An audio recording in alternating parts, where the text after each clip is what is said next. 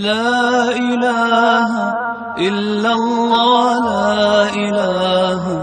إلا الله لا إله نحمده ونصلي على رسوله الكريم أما بعد أعوذ بالله من الشيطان الرجيم بسم الله الرحمن الرحيم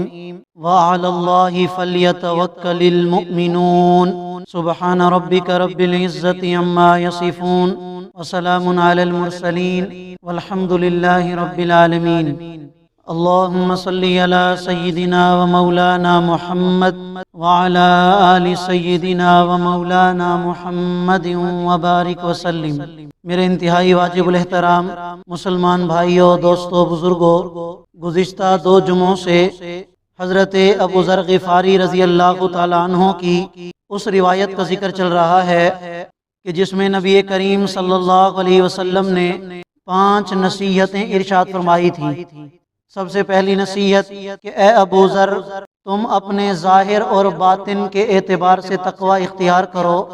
یعنی تمہارا ظاہر بھی اور تمہارا باطن بھی پاک ہونا چاہیے۔ اور دوسری نصیحت کہ اے ابو ذر، زندگی کے کسی موڑ پر اگر تم سے کوئی گناہ ہو جائے، کوئی غلطی ہو جائے، تو اس گناہ کے بعد ایک نیکی کر لینا، کوئی اچھا کام کر لینا۔ اس کا فائدہ یہ ہوگا کہ وہ نیک کام تمہارے گناہ کو مٹا دے گا۔ بلکہ میں نے یہ بات بھی عرض کی تھی کہ نبی کریم صلی اللہ علیہ وسلم کی امت پر اللہ رب العالمین کا یہ فاض کرم اور فضل ہے کہ جب نبی علیہ الصلوۃ والسلام کا امتی ایک نیکی کرتا ہے تو اللہ تعالیٰ اسے 10 گنا تک اجر عطا فرماتے ہیں، اور جس کا جتنا اخلاص ہوتا ہے اس کے اخلاص کے بقدر اللہ تعالیٰ اس کے اجر اور ثواب کو بڑھاتے جاتے ہیں۔ تیسری نصیحت، حضرت ابو ذر غفاری رضی اللہ تعالیٰ عنہ کو نبی کریم صلی اللہ علیہ وسلم نے یہ ارشاد فرمائی کہ اے ابو ذر، اللہ کی مخلوق سے کبھی کچھ مت مانگنا، اللہ کی مخلوق کے سامنے اپنی کوئی حاجت پیش نہ کرنا، کوئی چھوٹی حاجت ہو، کوئی بڑی حاجت ہو، ہمیشہ اس بات کی کوشش کرنی ہے کہ خود کرنا ہے، کسی کے سامنے اپنی حاجت پیش نہیں کرنی۔ حتیٰ کہ اگر زمین پر تم سے کوئی کوڑا گر جائے، کوئی چیز گر جائے، تو اسے اٹھانے کے لیے بھی تم نے کسی کو نہیں کہنا، بلکہ خود تم نے وہ چیز اٹھانی ہے۔ یہ تیسری نصیحت نبی کریم صلی اللہ علیہ وسلم نے حضرت ابو ذر غفاری رضی اللہ تعالیٰ عنہ سے ارشاد فرمائی۔ پہلی 2 نصیحتوں کا بیان مختصراً آپ حضرات کے سامنے کر دیا ہے۔ آج انشاءاللہ تیسری نصیحت کی مختصر تشریح آپ حضرات کے سامنے ذکر کروں گا۔ نبی کریم صلی اللہ علیہ وسلم نے حضرت ابو ذر غفاری رضی اللہ تعالیٰ عنہ کو جو یہ نصیحت فرمائی ہے، اس نصیحت کا خلاصہ یہ ہے کہ نبی کریم صلی اللہ علیہ وسلم اللہ تعالیٰ کی ذات پر توکل اور اللہ تعالیٰ کی ذات پر بھروسے کی نصیحت کر رہے ہیں کہ اے ابو ذر، کبھی کسی کی ذات پر اعتماد نہ کرنا، کسی پر بھروسہ نہ کرنا۔ وہ دنیا کی زندگی میں کسی نہ کسی موڑ پر تمہیں دھوکہ دے جائیں گے، تمہیں تنہا چھوڑ دیں گے، تمہیں اکیلا چھوڑ دیں گے۔ اگر بھروسہ کرنا ہے تو صرف اللہ کی ذات پر کرنا، توکل اور اعتماد کرنا ہے تو اللہ کی ذات پر کرنا۔ وہ رب کریم تمہیں نہ دنیا میں تنہا چھوڑے گا، نہ آخرت میں تنہا چھوڑے گا۔ وہ تمہارا ساتھ نہ دنیا میں چھوڑے گا، نہ آخرت میں چھوڑے گا۔ وہ دنیا آخرت میں تمہارے ساتھ ہوگا، بشرطے کہ دنیا کی زندگی میں تم اپنے ہر کام کے اندر، وہ کام چاہے چھوٹا ہو یا بڑا ہو، توکل اور اعتماد اور بھروسہ کس پر کرنا ہے؟ اللہ کی ذات پر کرنا ہے۔ اب یہ جو نبی علیہ الصلوۃ والسلام نے حضرت ابو ذر غفاری رضی اللہ تعالیٰ عنہ کو نصیحت ارشاد فرمائی، تو اس نصیحت میں اعلیٰ درجہ کے توکل کی تعلیم ہے، اور اس طرح کی مثالیں بھی ہمیں انبیاء علیہ الصلوۃ والسلام کی مبارک زندگی میں ملتی ہیں۔ چنانچہ حضرت ابراہیم علیہ الصلوۃ والسلام کا بڑا مشہور واقعہ ہے کہ نمرود کے حکم پر نمرود کی قوم والوں نے ایک بڑے پیمانے پر آگ جلائی کہ حضرت ابراہیم علیہ السلام کو اس آگ میں ڈال دو۔ جب حضرت ابراہیم علیہ السلام کو اس آگ میں ڈالا جا رہا تھا تو اللہ تعالیٰ کی طرف سے ایک فرشتہ آیا اور آ کے کہنے لگا کہ جناب اگر کوئی خدمت چاہیے، اگر کسی قسم کی کوئی مدد چاہیے تو میں حاضر ہوں، آپ اگر حکم کریں تو میں اس آگ کو بجھا دوں، آپ کے لیے میں کوئی اور مدد کرنا چاہوں تو میں کر سکتا ہوں۔ تو حضرت ابراہیم علیہ السلام نے اس وقت یہ جو اعلیٰ درجے کا توکل ہے اس کا مظاہرہ کیا اور ارشاد فرمایا کہ اگر تو تم اپنی طرف سے میری مدد کرنے آئے ہو تو مجھے تمہاری مدد کی ضرورت نہیں ہے، اور اگر میرے اللہ نے تمہیں بھیجا ہے میری مدد کے لیے تو میرا اللہ میرے حالات کو جانتا ہے، اسے پتہ ہے کہ مجھے آگ میں کیوں ڈالا جا رہا ہے اور کون سے لوگ کافر اور مشرک وہ مجھے آگ میں ڈال رہے ہیں، تو مجھے تمہارے واسطے کی ضرورت نہیں ہے، تمہاری مدد کی ضرورت نہیں ہے، میرا اللہ میرے حالات کو جانتا ہے، وہ براہ راست میری مدد کرے گا۔ چنانچہ حضرت ابراہیم علیہ السلام کو آگ میں ڈالا گیا، اللہ تعالیٰ نے اس آگ کو حضرت ابراہیم علیہ السلام کے لیے ٹھنڈا بنا دیا، گلے گلزار بنا دیا۔ یہ اعلیٰ درجے کا توکل تھا۔ لیکن شریعت میں جو عام عوام سے، عام انسانوں سے جس توکل کو مطلوب کیا گیا ہے وہ توکل اور وہ اعتماد اور وہ بھروسہ شریعت کی اصطلاح میں یہ ہے کہ انسان اپنا جو بھی کام کرے، کام چھوٹا ہو یا بڑا ہو، کوئی بھی کام کرے تو اس کام کو کرنے سے پہلے اللہ کی ذات پر توکل ہو، اللہ کی ذات پر اعتماد ہو کہ اللہ میں یہ کام شروع کرنے لگا ہوں، اس میں نفع نقصان آپ کے ہاتھ میں ہے، اس میں کامیابی ناکامی آپ کے ہاتھ میں ہے، مجھے ترقی ملے گی یا میں مزید گر جاؤں گا، یا اللہ یہ آپ کے ہاتھ میں ہے، میں آپ کی ذات پر توکل اور بھروسہ کر کے اس کام کو شروع کرنے لگا ہوں۔ اور پھر یہ توکل اور یہ اعتماد جب ایک انسان اس کا اظہار کرتا ہے کہ یا اللہ تیری ذات پر میرا توکل اور بھروسہ ہے، تو کیا اس کے بعد یہ انسان اللہ پر توکل کرنے کے بعد دنیاوی اسباب کو اختیار کر سکتا ہے یا نہیں؟ کیا دنیاوی اسباب کو اختیار کرنا، وہ چاہے رزق کمانے کے لیے ہو، وہ چاہے کوئی کاروبار شروع کرنے کے لیے ہو، وہ دنیا کا کوئی بھی کام کرنے کے لیے ہو، آیا رزق کمانے کے لیے، کوئی بھی کام کرنے کے لیے دنیاوی اسباب کا اختیار کرنا یہ توکل کے خلاف ہے، اللہ کی ذات پر اعتماد کے خلاف ہے، اللہ کی ذات پر بھروسے کے خلاف ہے یا نہیں؟ تو اس کے بارے میں قرآن و سنت سے ہمیں یہ بات معلوم ہوتی ہے، بلکہ اگر انبیاء علیہ السلام کی مبارک زندگی کو پڑھا جائے اور قرآن و سنت کی روشنی میں پڑھا جائے تو یہ بات واضح ہو جاتی ہے کہ اسباب کا اختیار کرنا، جبکہ عقیدہ یہ ہو، جبکہ نظریہ یہ ہو کہ سب کچھ کرنے والی ذات کس کی ہے؟ اللہ کی ذات ہے، ان اسباب میں کچھ نہیں رکھا، سب کچھ کرنے والی ذات وہ مسبب الاسباب ہے، جس نے ان اسباب کو پیدا کیا سب کچھ وہ کرے گی۔ اس نظریے اور اس عقیدے کے ساتھ اگر وہ دنیاوی اسباب کو اختیار کرتا ہے تو اس میں کوئی حرج کی بات نہیں، یہ توکل کے خلاف نہیں ہے، یہ اعتماد کے خلاف نہیں ہے۔ ہاں اعتماد کے خلاف جو چیز ہے وہ یہ، اللہ معاف کرے، جس میں آج اکثر مسلمان مبتلا ہیں، وہ یہ کہ میں اپنی زبان سے کہتا ہوں کہ میرا توکل اللہ کی ذات پر ہے، میرا اعتماد اور بھروسہ اللہ کی ذات پر ہے، اور ادھر رزق کمانے کے لیے میں اسباب بھی اختیار کر لیتا ہوں، دوسری چیزوں کے لیے اسباب اختیار کرتا ہوں، اور خدا نہ خواستہ اگر ان اسباب میں ناکامی آ جائے تو میں پریشان ہو جاتا ہوں کہ جی میری دکانداری خراب ہو گئی، میرا کاروبار خراب ہو گیا، معیشت کی وجہ ہے، یہ حالات کی وجہ ہے، باقی چیزوں پر نظر جاتی ہے، اللہ تعالیٰ کا کہیں ذکر ہی نہیں آتا، یعنی یہ سوچ نہیں آتی کہ کہیں میرا اللہ تو مجھ سے ناراض نہیں ہو گیا، کہیں میرا اعتماد اور میرا جو توکل اللہ کی ذات پر تھا وہ توکل اس میں کمی تو نہیں آ گئی،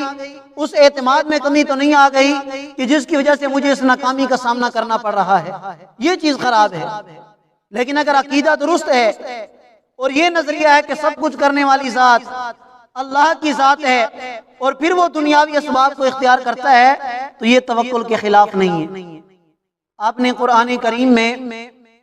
حضرت ایوب علیہ السلام کا واقعہ پڑھا ہے، سنا ہے کہ حضرت ایوب علیہ السلام کو اللہ تعالیٰ نے 20 سال تک ایک بیماری میں مبتلا رکھا، اور جتنی بھی نعمتیں اللہ تعالیٰ نے عطا فرمائی تھی وہ ساری نعمتیں اللہ تعالیٰ نے حضرت ایوب علیہ السلام سے چھین لی۔ حضرت ایوب علیہ السلام نے ایک دن اللہ کی بارگاہ میں دعا کی کہ یا اللہ مجھے اس بیماری سے شفا عطا فرما دیجئے۔ تو اللہ تعالیٰ نے حکم دیا کہ اے ایوب، اے میرے بندے، اپنے پاؤں زمین پر مارو، اپنے پاؤں زمین پر مارو، اور زمین پر پاؤں مارنے کے بعد کیا ہوگا کہ ایک چشمہ نکلے گا، اس چشمے کا جو پانی ہوگا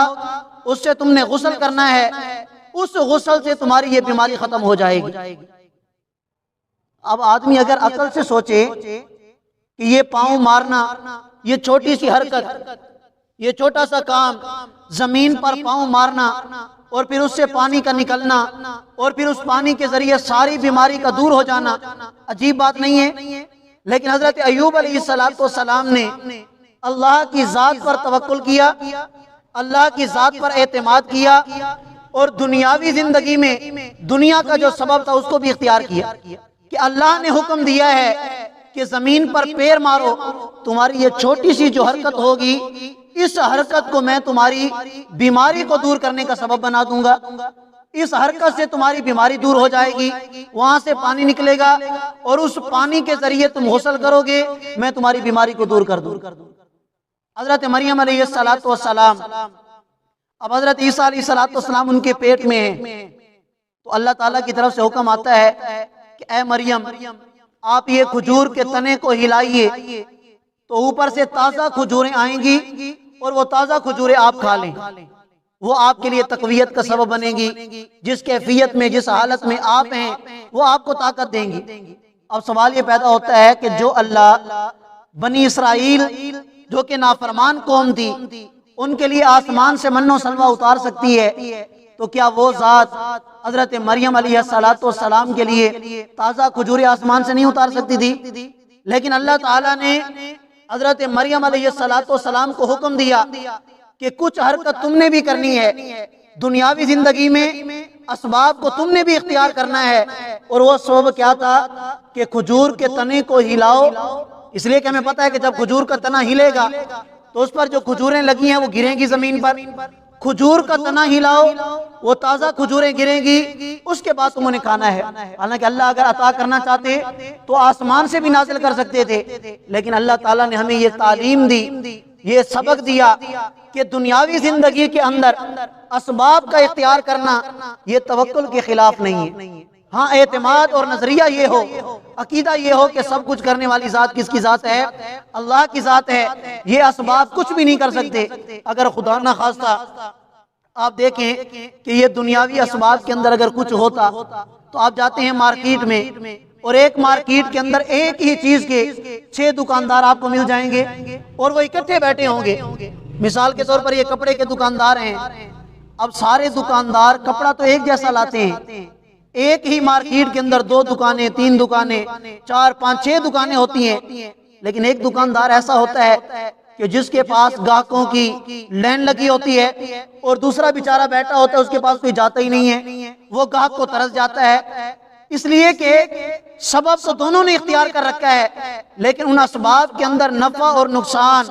ڈالنے والی ذات وہ کس کی ذات ہے؟ اللہ کی ذات ہے۔ دکان دونوں نے کھول رکھی ہے، کپڑا دونوں نے ایک جیسا رکھا ہوا ہے، لیکن ایک کو نفع ہوتا ہے، ایک نقصان میں جاتا ہے، ایک کو اللہ تعالیٰ ترقی دیتے ہیں، دوسرا ترقی کے بغیر گزارا کر رہا ہے۔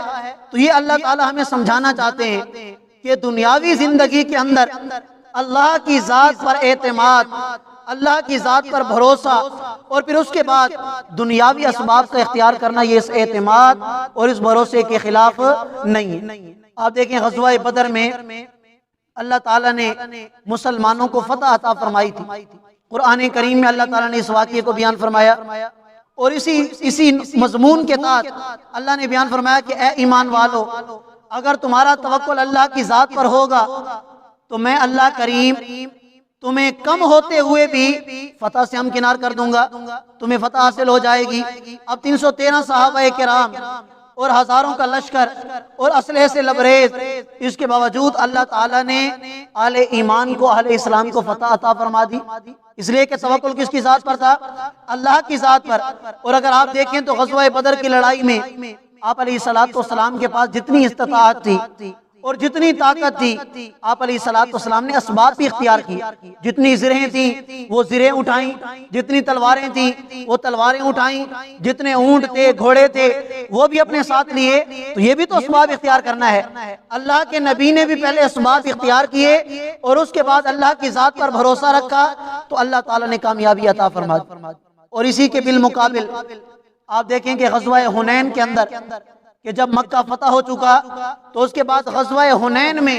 اللہ کا قرآن ہمیں بتاتا ہے لَقَدْ نَصَرَكُمُ اللَّهُ فِي مَوَاطِنَ كَثِيرَةٍ وَيَوْمَ حُنَيْنٍ إِذْ أَعْجَبَتْكُمْ كَثْرَتُكُمْ فَلَمْ تُغْنِ عَنْكُمْ شَيْئًا، کہ اس وقت اکثر مسلمانوں کے دل میں یہ بات آئی کہ غزوہ بدر میں تو ہم تھوڑے سے تھے اور ہم کافروں پر غالب آ گئے، غزوہ احد میں بھی ہماری اتنی تعداد نہیں تھی اور اس وقت بھی ہم غالب آتے رہے، آج تو ہماری تعداد بہت زیادہ ہے، آج کون ہے جو ہمارے اوپر غالب آ سکتا ہے؟ یہ بات مسلمانوں کے دل میں خیال پیدا ہوا کہ آج ہمارا لشکر بہت بڑا ہے، 12,000 کے قریب مجاہد آپ علیہ الصلوۃ والسلام کے ساتھ تھے۔ مسلمانوں کے دل میں یہ بات آئی کہ آج کون ہے جو ہمارا مقابلہ کر سکے، آج تو ہم غالب آ جائیں گے۔ جو ہی وادی حنین میں مسلمان پہنچے، چاروں طرف سے ایسے تیر اندازوں نے تیر برسائے کہ مسلمانوں کو پیچھے ہٹنے پر مجبور کر دیا۔ اللہ نے بتا دیا کہ اگر میری ذات پر توکل نہیں ہوگا، اگرچہ تمہارے پاس کثیر تعداد میں مجاہد موجود ہوں، لڑنے والے موجود ہوں، پھر بھی تمہیں فتح حاصل نہیں ہو سکتی۔ اللہ کی ذات پر توکل، اللہ کی ذات پر اعتماد اور بھروسہ حقیقت میں یہی چیز ہے کہ جو اسباب کے اندر نفع بھی ڈالتی ہے اور نقصان بھی ڈالتی ہے۔ تمہارا توکل اللہ کی ذات پر ہوگا، اللہ تعالیٰ تمہیں نفع عطا فرمائیں گے۔ اگر اللہ کی ذات پر توکل نہیں ہے، اسباب پر تمہارا توکل ہے، تو پھر کبھی بھی تمہیں اللہ تعالیٰ فتح عطا نہیں فرمائیں گے، بلکہ تم ناکامی کی طرف جاؤ گے۔ بے شمار ایسے واقعات ہیں کہ جن سے ہمیں اسی بات کا درس ملتا ہے کہ جب بھی کوئی مسلمان اللہ کی ذات پر توکل کر کے اور پھر دنیاوی اسباب کو اختیار کرتا ہے تو کبھی بھی اللہ تعالیٰ اسے ناکام نہیں فرماتا۔ اکثر نوجوان، اکثر مسلمانوں سے یہ تجربات خود سننے میں آتے ہیں، وہ آ کے بتاتے ہیں کہ جی ہمارے پاس تو کچھ نہیں تھا، اللہ کی ذات پر توکل کیا، تھوڑے سے پیسے تھے، تھوڑا سا مال تھا، اس کے ذریعے میں نے دکانداری شروع کی، کاروبار شروع کیا، اللہ تعالیٰ نے برکتیں عطا فرما دی، اس لیے کہ توکل کس پر تھا؟ اللہ کی ذات پر تھا کہ یا اللہ رزق دینے والے آپ ہیں، ہمارا کام یہ ہے کہ ہم نے کیا کرنا ہے، ہم نے قدم بڑھانا ہے، تھوڑی سی حرکت ہم نے کرنی ہے، اس حرکت میں برکت کون ڈالے گا؟ وہ اللہ تعالیٰ کی ذات برکت ڈالے گا۔ تو نبی علیہ الصلوۃ والسلام نے حضرت ابو ذر غفاری رضی اللہ تعالیٰ عنہ کو تیسری نصیحت یہ فرمائی کہ اے ابو ذر، مخلوق خدا سے کبھی کچھ مت مانگنا اور کسی کے سامنے اپنی حاجت پیش نہ کرنا۔ اگر تمہارا کوڑا زمین پر گر جائے، اگر کوئی چیز تمہاری زمین پر گر جائے تو اس کو اٹھانے کے لیے بھی کسی کی مدد مت مانگنا، بلکہ خود نیچے اتر کر، اگر تم سواری پر ہو تو خود تم نے وہ چیز اٹھانی ہے، کبھی کسی سے تم نے مدد نہیں مانگی۔ اس میں اعلیٰ درجے کے توکل کی تعلیم دی گئی۔ لیکن میں نے عرض کیا کہ اگر قرآن و سنت کا مطالعہ کیا جائے تو ہمیں پتہ چلتا ہے کہ یہ جو درمیانے درجے کا توکل ہے وہ کیا کہ ہر انسان اللہ کی ذات پر توکل ہو، اعتماد ہو اور دنیاوی اسباب کو بھی ساتھ ساتھ اختیار کرتا رہے تو انشاءاللہ اللہ تعالیٰ اسے دنیا اور آخرت میں فتح بھی عطا فرماتے ہیں، کامیابیوں سے بھی نواز دیتے ہیں۔ اللہ تعالیٰ کی بارگاہ میں دعا گو ہوں کہ اللہ تعالیٰ نبی علیہ الصلوۃ والسلام کی ان مبارک نصیحتوں پر عمل کرنے کی توفیق عطا فرمائے۔ وآخر دعوانا ان الحمد للہ رب العالمین۔ جزاکم اللہ۔